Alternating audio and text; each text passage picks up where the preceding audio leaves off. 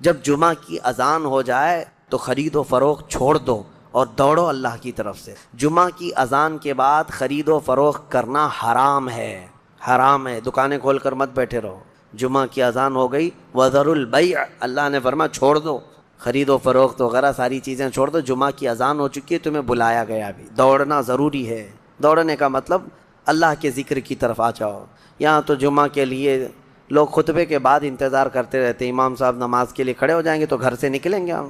خطبہ بھی تمہارے لیے جمعہ کے واجبات میں سے ہے، اس میں ضروری ہے۔ بہرحال اللہ کریم نے اس میں سورہ جمعہ میں جمعہ کی نماز کے لیے فوراً اپنے ہاں سے نکلنے کا حکم فرمایا۔ صحابہ کا حال بھی یہی تھا۔ اور اس کے بعد اللہ فرماتا ہے جب نماز مکمل ہو جائے تو پھیل جاؤ زمین پر اور اللہ کا رزق تلاش کرو، بے شک اللہ تبارک و تعالیٰ بہترین رزق دینے والا ہے۔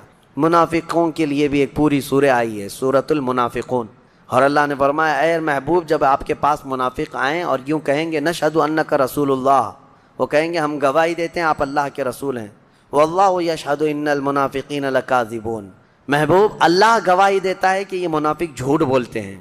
وہ آپ کے سامنے آ کر کہتے ہیں کہ آپ اللہ کے رسول ہیں، لیکن اللہ گواہی دیتا ہے کہ یہ جھوٹ بولتے ہیں۔ آپ کو میں ایک بات بتاؤں، ایک جہاد میں حضور صلی اللہ تعالیٰ علیہ وسلم کے صحابہ سب گئے تھے، اس میں منافقین بھی اس وقت شامل ہو جاتے تھے۔ عبداللہ بن ابی جو منافقوں کا سردار ہے، جو جنگ احد میں 300 لوگوں کو لے کر الگ ہو گیا تھا، ایک غزوے سے واپس آ رہے تھے تو ایک کنویں پر صحابہ میں آپس میں تکرار ہو گئی، یعنی مہاجر صحابی تھے ایک اور ایک مدینے کے تھے، تو مدینے والے اور مکہ والے ان دونوں میں پانی کو نکالنے میں کوئی تکرار ہو گئی، تو وہ جو عبداللہ بن ابی تھا اس نے دیکھا اور کہا ان کی بہت ہو گئی ہے، مدینے میں آ کر کے اب یہ مدینے والوں پر قبضہ کر لیے اور اب تو اتنی ہمت ہو گئی کہ مدینے والوں کے ساتھ لڑائیاں بھی کرنے لگ گئے۔ تو عبداللہ بن ابی نے بھڑکایا، انصار کو جا کر کے بھڑکا رہا تھا کہ یہ مکہ سے ہجرت کر کے آئے اور دیکھو اب تمہارے لوگوں کو مارنے لگ گئے ہیں، یہ جھگڑنے لگ گئے ہیں۔ اور اس کے بعد اس نے باتوں میں یہ کہا کہ اب ہم مدینے جائیں گے تو ہم عزت والے لوگ وہاں جتنے ذلیل ہیں سب کو ہم نکالیں گے۔ اس نے کس کو کہا؟ حضور صلی اللہ علیہ وسلم کو اور ان کے صحابہ جو ہجرت کر کے آئے ان کو کہا جتنے ذلیل لوگ ہیں ہم ان کو نکالیں گے۔ یہ اس خبیث نے کہا تھا عبداللہ بن ابی نے۔ یہ باتیں چلنے لگیں اور عبداللہ بن ابی نے یہ کہا تو کچھ لوگوں نے سنا تھا، حضور تک یہ بات آئی نہیں تھی۔ اب مدینے کی طرف جب یہ قافلہ چلا تو بیچ میں عبداللہ بن ابی کا یہ بیٹے ہیں، عاشق رسول ہیں، باپ منافقوں کا سردار ہے، بیٹا پکا عاشق رسول ہے، مدینے کے باہر ہی اپنے باپ کا راستہ روک کر کھڑے ہو گئے۔ کہا میں نے سنا ہے کہ تم نے اللہ کے رسول اور ان کے ساتھی جو مہاجرین صحابہ ہیں ان کو کہا کہ ذلیل لوگوں کو تم مدینے سے نکالو گے۔ عبداللہ بن ابی جھوٹ بولتا تھا بہت، کہا کہ کس نے کہا، ایسی بات نہیں ہے، ویسی بات نہیں۔ تو اس کے بیٹے جو تھے انہوں نے کہا جس نے بھی کہا لیکن مجھے یقین ہے کہ تو نے کہا ہوگا۔ اپنے باپ سے وہ لڑتے رہے، کہا کہ نہیں میں نے ان کے لیے نہیں کہا، ان کے لیے نہیں کہا، میں فلاں کے لیے کہا۔ وہ ضد پر کھڑے تھے کہ میں اس وقت تک تجھے مدینے میں داخل ہونے نہیں دوں گا۔ اپنے باپ کو، مدینہ قریب ہے، اپنے باپ سے کہتے ہیں میں اس وقت تک مدینے میں داخل ہونے نہیں دوں گا جب تک تم اعلاناً یہ نہیں کہو گے کہ تم ذلیل ہو اور رسول اللہ عزت والے ہیں، جب تک تم یہ اعلان کے ساتھ نہیں کہو گے۔ بیٹا اڑ گیا اور منافقین کا سردار وہ کہنے لگا، حضور پاک صلی اللہ علیہ وسلم کے پاس آ کر شکایت کیا کہ یہ میرا بیٹا ایسا ایسا میرے متعلق کہہ رہا ہے، میں بھلا آپ کی تعریف کرنے والا آدمی، میں آپ کے گن گانے والا آدمی، مجھے یہ ایسا کہہ رہا ہے۔ تب آیتیں اتری، یہ پورے سورہ منافقون آ گئی۔ اللہ نے فرمایا یقولون لئن رجعنا الى المدینۃ لیخرجن الاعز منها الاذل وللہ العزۃ ولرسولہ وللمؤمنین ولکن المنافقین لا يعلمون۔ محبوب یہ منافقین کہتے ہیں کہ اگر ہم مدینے لوٹ آئے تو عزت والے لوگ ہم لوگ ان ذلیلوں کو نکالیں گے۔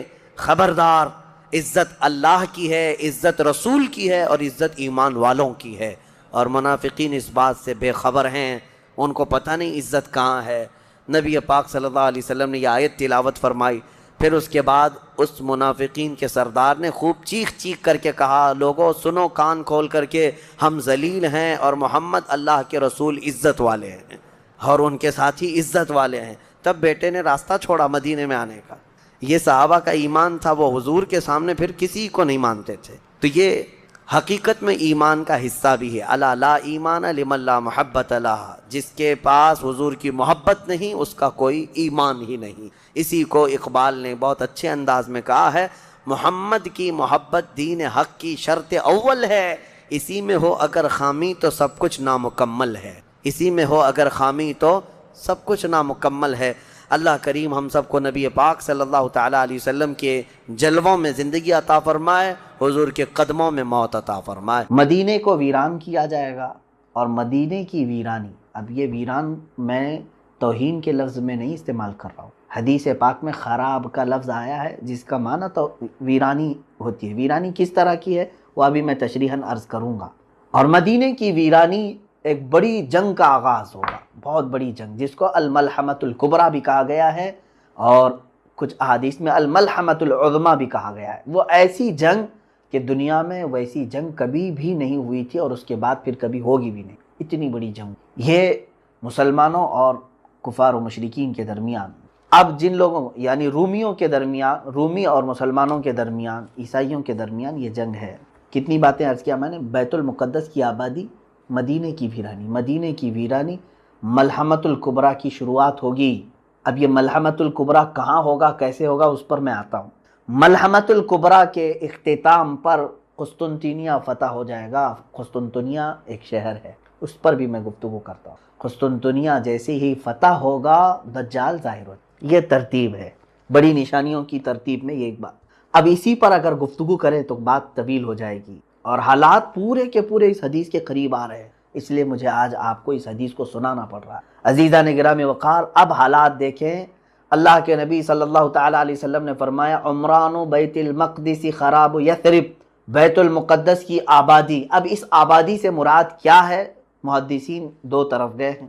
بعض نے یہ کہا کہ اس کے آس پاس آبادی بہت بڑھ جائے گی، اب وہ یہودی ہوں یا عیسائی ہوں یا مسلمانوں کی آبادی کوئی بھی مطلق ہے، یعنی وہ بہت ہی بڑا شہر بن جائے گا، اور یہودی مسلسل وہاں پر یہودی کالونیاں بنا رہے ہیں. ابھی تقریباً ابھی اس سال کی خبر ہے، میں آپ کو بتا رہا ہوں، 2 لاکھ یہودیوں کو انہوں نے آباد کیا، کالونیاں بنائیں، بستیاں بنائیں غیر قانونی طریقے. اور تقریباً 20 25 سال سے مسلمانوں کی دکانیں بند ہیں، تالوں پر بھی جالے لگ چکے. آپ جا کر کے دیکھ سکتے ہیں بیت المقدس کے ارد گرد جو کرفیو لگے ہوئے تھے وہ ابھی تک لگے ہوئے، لیکن ان کی آبادی بڑھ رہی ہے. اگر حدیث پاک کے مفہوم میں یہی ہے کہ ان کی آبادی ہے تو بھی کوئی حرج نہیں. حدیث پاک میں مطلق فرمایا گیا بیت المقدس کی آبادی. مگر اس کے مطابق ایک اور حدیث پاک ملتی ہے جس میں اللہ کے نبی صلی اللہ تعالیٰ علیہ وسلم نے فرمایا جب تم دیکھو گے کہ خلافت ارض مقدسہ میں جا چکی ہے تو سمجھ لو کہ بڑی نشانیاں سب ظاہر ہونے کا وقت آ چکا ہے. خلافت ارض مقدس کا مطلب بیت المقدس.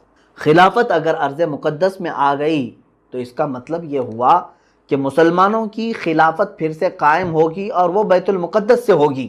اب اس حدیث کے متعلق فرمایا گیا کہ اب ارض مقدس میں جب خلافت قائم ہوگی تو وہاں پر آبادی بڑھ جائے گی، کیونکہ دارالخلافہ جہاں ہوتا ہے، دارالحکومت جہاں ہوتا ہے وہ تو مین شہر ہوتا ہے، وہاں پر کثرت سے آبادی ہوگی. تو ایک حدیث کا مفہوم، اس حدیث کا مفہوم یہ بھی ہو سکتا ہے. لیکن اب کے جو حالات مجھے نظر آ رہے ہیں اس حدیث کے مطابق، 2 چیزیں کیا آپ کو ساتھ ساتھ نظر نہیں آ رہی ہیں؟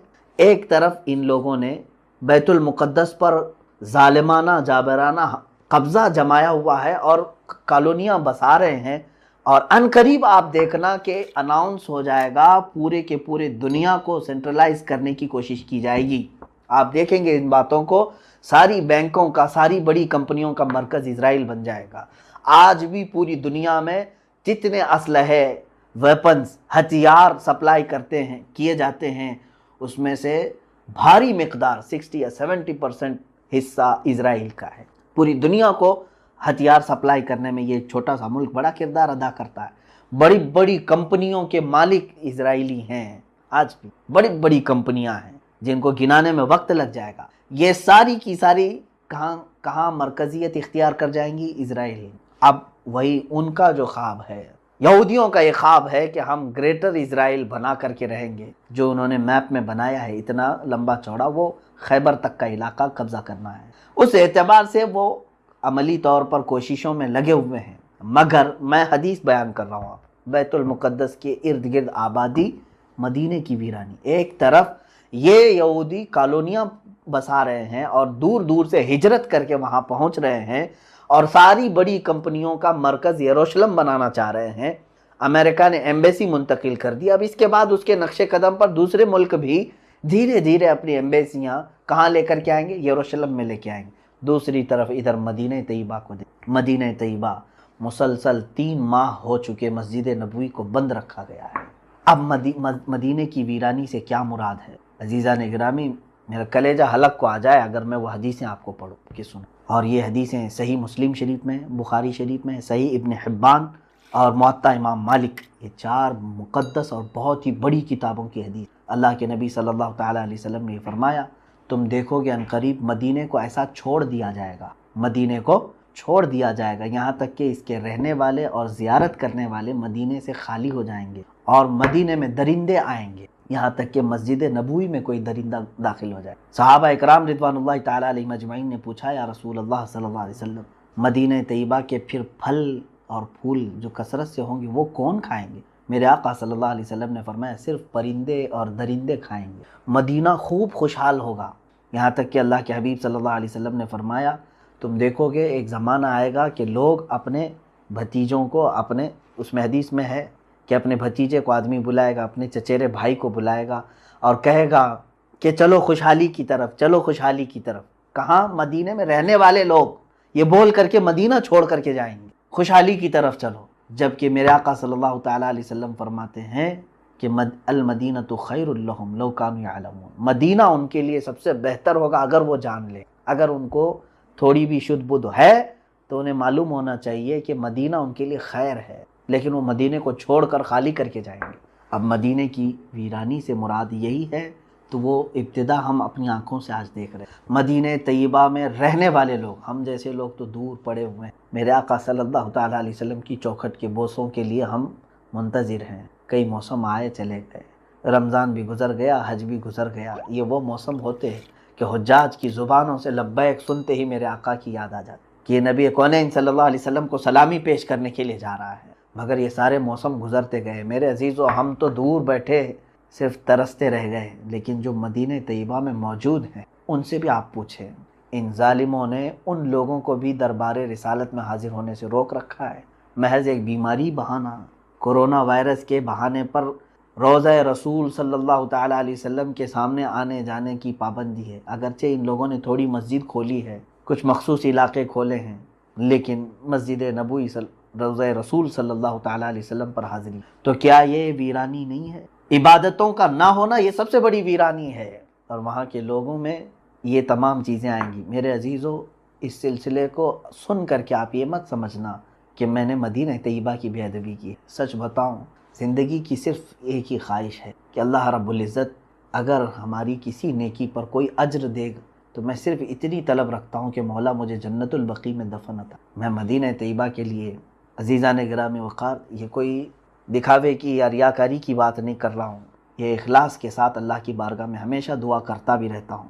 مگر ان حدیثوں میں جو باتیں ہیں اس کو آپ یہ نہ سمجھ لیں کہ کیا مدینہ ایسا ویران ہو جائے گا، یہ تو میرے مصطفیٰ کریم صلی اللہ علیہ وسلم نے بیان فرمایا۔ لیکن جو لوگ چھوڑ کر کے جائیں گے مدینہ، جو باشندے ہوں یا زائرین ہوں جو خالی کریں گے، ان کے بھی متعلق مدینہ طیبہ کی فضیلتوں میں میرے آقا صلی اللہ تعالیٰ علیہ وسلم نے فرمایا، صحیح مسلم شریف کی حدیث ہے، مدینہ طیبہ ایک بھٹی کی طرح ہے، آگ کی بھٹی جس طرح سے ہوتی ہے کہ لوہے کو اس میں ڈالیں تو جس طرح سے بھٹی میل کچیل کو نکال دیتی ہے، سونے کو آپ سونار کے پاس دیں وہ تپاتا ہے آگ میں، جتنا ویسٹیج ہے وہ نکل جاتا ہے، پیوریٹی باقی رہتی ہے۔ میرے آقا صلی اللہ علیہ وسلم نے فرمایا، مدینہ ہر خبیث کو اپنے اندر سے نکال کر باہر کرے گا، صرف وہی رہ جائیں گے جو طیب ہوں، صرف وہی رہ جائیں گے۔ یہ چند دنوں کے لیے ہو سکتا ہے مدینہ طیبہ کی ویرانی، لیکن دوسری حدیثوں میں یہ بھی ملتا ہے، اللہ کے نبی صلی اللہ تعالیٰ علیہ وسلم نے فرمایا، دجال مدینے میں نہیں آئے گا،